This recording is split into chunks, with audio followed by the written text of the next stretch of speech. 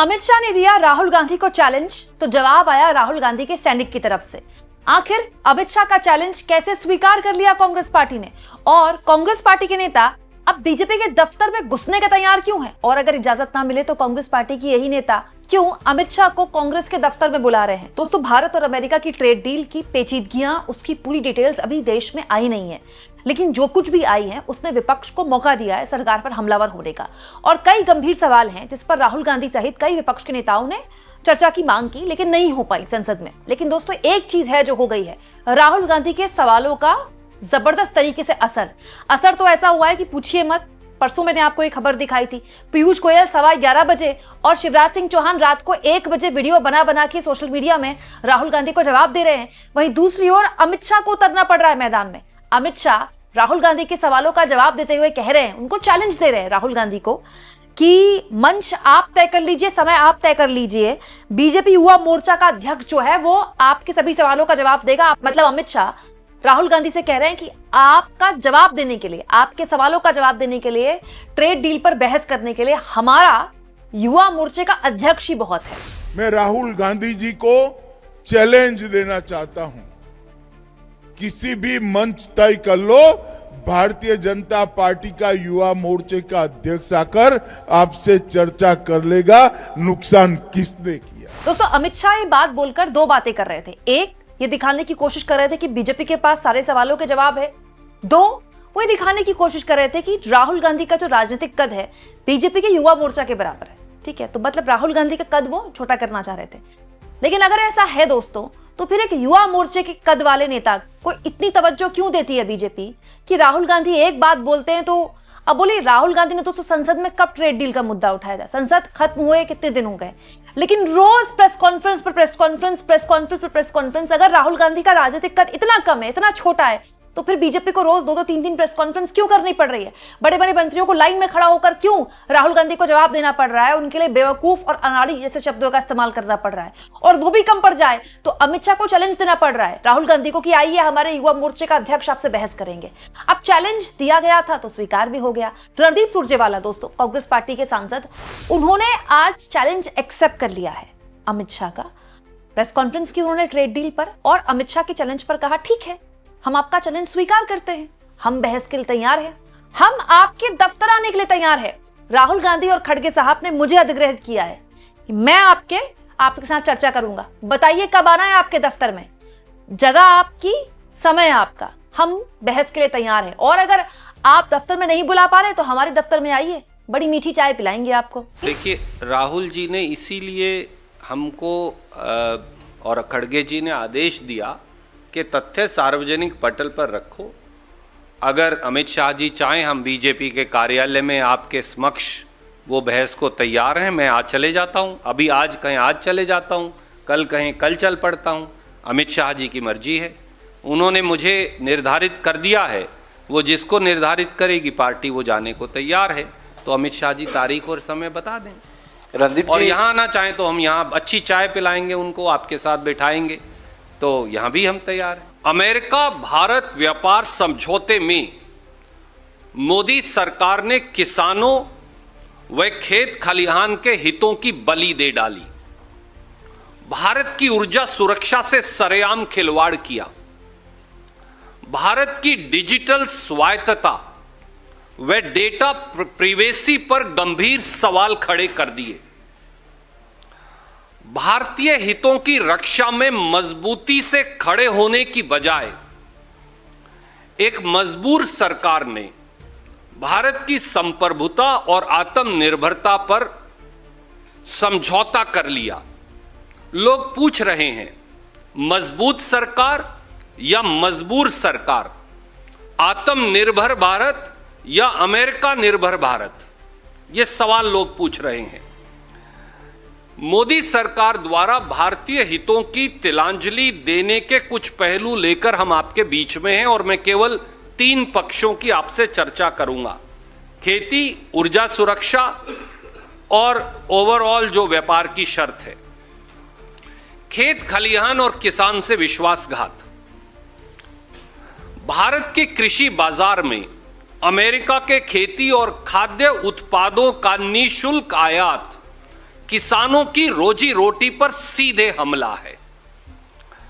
America Bharat व्यापार समझौते के तहत 6 फरवरी 2026 के फ्रेमवर्क इंटरिम एग्रीमेंट में पहले बिंदु में ही यह सहमति जताई है कि भारत बगैर किसी इंपोर्ट ड्यूटी या आयात शुल्क के अमेरिका के खाद्य और कृषि उत्पाद के लिए अपना बाजार खोल देगा। अब इसके इंपैक्ट्स क्या हैं, मैं एक एक करके आपको वो बताऊंगा। सबसे पहला शब्द जो वहां लिखा है वो लिखा है ड्राइड डिस्टिल्ड ग्रेन, DDG। वो भारत में आयात होगा। यह असल में क्या है? प्रोसेस्ड मक्का है। ड्राई डिस्टिल्ड ग्रेन प्रोसेस्ड मक्का है। भारत में आज 4 करोड़ 30 लाख मीट्रिक टन मक्का पैदा होता है। यह कहां पैदा होगा? कर्नाटक, मध्य प्रदेश, महाराष्ट्र, राजस्थान, उत्तर प्रदेश, बिहार, तेलंगाना, गुजरात, कुछ पोर्शंस ऑफ हरियाणा और पंजाब, यानी लगभग आधे से अधिक भारत में। तो इसके विपरीत भारत में 4 करोड़ 30 लाख मीट्रिक टन सालाना मक्का हम पैदा करते हैं। हम अपनी जरूरत का सारा मक्का पैदा करते हैं। America 42 crore 50 lakh metric ton मक्का पैदा करता है। हम 4 करोड़ 30 लाख मीट्रिक टन, वो 42 करोड़ 50 लाख मीट्रिक टन। स्वाभाविक है उन्हें अपना मक्का बेचने के लिए भारत जैसा बड़ा बाजार चाहिए। सवाल बड़ा सीधा है, अगर अमेरिका ड्यूटी फ्री यानी शुल्क रहित मक्का हिंदुस्तान के बाजार में बेचेगा तो आधे भारत का किसान क्या करेगा? उसका क्या हाल हश्र होगा? व्यापार समझौते के पहले बिंदु में दूसरा शब्द लिखा हुआ है लाल ज्वार का आयात। ज्वार अक्सर लाल ही है हमारे, तो उस पूरे क्षेत्र में पीला या काला नहीं होता, शायद उनको समझ नहीं है, ज्वार ही बोलते हैं हम उसे। अमेरिका से ज्वार का आयात खोलने बारे सहमति। भारत का ज्वार उत्पादन इस साल 52 लाख मीट्रिक टन है। 52 लाख मीट्रिक टन। ज्वार कहां पैदा होता है? महाराष्ट्र, राजस्थान, कर्नाटक, उत्तर प्रदेश, मध्य प्रदेश, गुजरात, यानी central India to west India, सारे भारत के अंदर ज्वार पैदा होगा। थोड़ा थोड़ा ज्वार पैदा इधर भी हो जाएगा। एक पोर्शन में हरियाणा के, राजस्थान के साथ लगते, थोड़ा सा पंजाब में। अमेरिका कितना ज्वार पैदा करता है? इस साल उन्होंने 87 लाख मीट्रिक टन ज्वार पैदा किया, जिसकी वहां खपत नहीं है। तो बाजार किसका चाहिए? भारत का। सवाल यह है कि अगर अमेरिका का ड्यूटी फ्री ज्वार, आयात शुल्क रहित ज्वार भारत में बिकेगा तो भारत का ज्वार कहां जाएगा? हम तो अपनी जरूरत का सारा ज्वार पैदा कर रहे हैं। तीसरा शब्द क्या लिखा है उसमें? सोयाबीन ऑयल, पहले बिंदु में ही लिखा है। उसका आयात भी अमेरिका से भारत में खोल दिया जाएगा। भारत का सालाना सोयाबीन उत्पादन कई गुना बढ़ गया पिछले सालों में। इतना बढ़ गया कि हम बहुत कम आयात करने लगे सोयाबीन। 1 लाख 1.5 लाख टन हुआ पीछे, तो मैंने चेक किया 1,53,000 मीट्रिक टन हुआ। हम पैदा करते हैं 153 लाख मीट्रिक टन, जो 2024-25 में हमने पैदा किया। इस साल 160-65 तक भी पहुंचेगा, पर 153 लाख मीट्रिक टन हमने पैदा किया। पैदा कहां होगा सोयाबीन? सबसे ज्यादा बिहार, मध्य प्रदेश, महाराष्ट्र, राजस्थान, कर्नाटक, थोड़ा सा आंध्र प्रदेश, थोड़ा सा गुजरात, थोड़ा थोड़ा सब प्रांतों में भी है। तो फिर कहां है? मध्य भारत, वेस्टर्न इंडिया, थोड़ा सा साउदर्न इंडिया। तो लगभग देश के बीच में उस कोने गुजरात तक चले जाइए तो यह पैदा होगा। अब सवाल यह है कि 12 करोड़ मीट्रिक टन हम पैदा करते हैं 153 लाख टन, अमेरिका पैदा करता है 12 करोड़ मीट्रिक टन, यानी 1200 लाख मीट्रिक टन। उनको बाजार चाहिए तो बाजार भारत है। मोदी जी ने कहा आइए यहां बेच दीजिए। अब अगर वहां से सोयाबीन ऑयल आएगा तो तिलहन में हमारी आत्मनिर्भरता का क्या होगा? बिहार का किसान कहां जाए? मध्य प्रदेश जहां सबसे, और महाराष्ट्र, मध्य प्रदेश में आप ग्वालियर से शुरू कर दीजिए और आप विदर्भ के सारे हिस्से तक चले जाइए, केवल और केवल सोयाबीन मिलेगा। मैं ये आपकी जानकारी के लिए पत्रकार, दिल्ली के पत्रकार मित्रों के लिए बता रहा हूं। तो देश के बिल्कुल भूभागीय, केंद्रीय भूभागीय भूखंड में केवल सोयाबीन होगा। कहां जाएंगे? क्या करेगा वो किसान? चौथा, जो इसमें लिखा नहीं, इसके अंदर ये शब्द लिखा नहीं है जो मैं बताने जा रहा हूं, पर हमारे वाणिज्य मंत्री जी ने बयान देकर कहा कि हम ऐसा करेंगे। वो क्या है?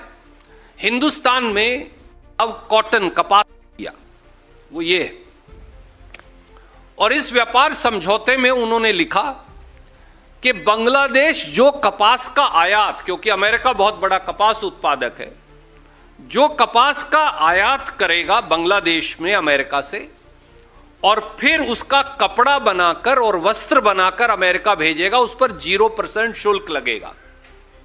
इसका सीधा प्रतिकूल प्रभाव किस पर पड़ता है? हम पर, क्योंकि भारत सबसे बड़ा कपड़ा उत्पादक है, धागा उत्पादक है, वस्त्र उत्पादक है। सबसे ज्यादा स्पिंडल कैपेसिटी चाइना के साथ दुनिया में, अगर स्पिंडल्स आप समझते हैं, बुनाई की जो मशीनें हैं, धागा बनाने की, कपड़ा बनाने की, जो सबसे ज्यादा स्पिंडल कैपेसिटी दुनिया में है, चाइना के अलावा वो हिंदुस्तान के पास है। सबसे ज्यादा रोजगार भी अगर कोई पैदा करता है तो वो टेक्सटाइल उद्योग करता है। ये 3 बातें याद रखना जरूरी है इस देश के लिए। कपास हम सबसे ज्यादा मात्रा में पैदा करते हैं, स्पिंडल कैपेसिटी दुनिया में सबसे अधिक है और हम सबसे बड़े निर्यातक भी हैं हिंदुस्तान की खपत के साथ साथ। अगर वो कपड़ा वहां से निर्यात करेंगे बांग्लादेश से 0% पर अमेरिका में, और हम करेंगे 18% पर, तो 18% वाले को नुकसान होगा या 0% वाले को होगा? 18% वाले को होगा। तो हम बांग्लादेश के वस्त्र और कपड़ा जो उत्पादक है उनके मुकाबले में अनकंपिटिटिव हो जाएंगे। और अगर अनकंपिटिटिव हो जाएंगे तो तिरुपुर तमिलनाडु का क्या होगा? सूरत गुजरात का क्या होगा? पानीपत हरियाणा का क्या होगा? लुधियाना पंजाब का क्या होगा? और देश की बुनाई वाले सब वस्त्र उद्योग का क्या होगा?